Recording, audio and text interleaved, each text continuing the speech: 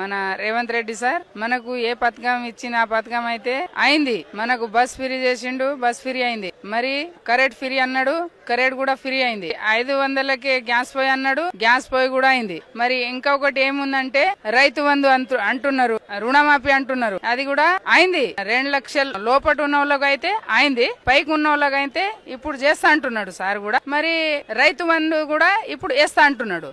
మాకైతే ఈ ప్రభుత్వం వచ్చిన దానికి చాలా మేము సంతోషం ఉన్నాము. మాకు ఏం ఇబ్బంది లేదు. మాకు ఈ ప్రభుత్వం వల్ల నేనైతే చాలా మేము ప్రజలు అయితే చాలా సంతోషం అయినాము. ఇంకా కొంత ప్రజలు ఏమంటున్నారంటే మాకు అది చేయగచ్చిండు, ఇది చేయగచ్చిండు.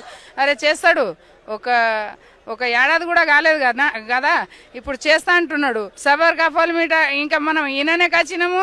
ప్రజలకు ఏముంది అంటే ఇప్పుడే కావాలి, మేము ఉడుకుదన్నమే పొయ్యి మీద ఉంచి కూడా తింటామని అంటున్నారు. కానీ అట్లా కలవది. ఇది ప్రజలు ఉంది, ఇది జనాలు ఉంది. మనకు ఒక్క ఇంటి సంసారము గడపాలంటే కాదు, ఒక 100 రూపాయి మన జేబులో ఉండదు. ఇప్పుడు ఏమంటున్నారంటే మాకు అది చేస్తా అన్నాడు, ఇది చేస్తా అన్నాడు, అన్ని చేస్తాడు. ఇది గలత్ ముచ్చట. మనం ప్రజల ఇనుడు అవసరం లేదు, ఇంకా చేస్తా అంటున్నాడు, చేస్తాడు.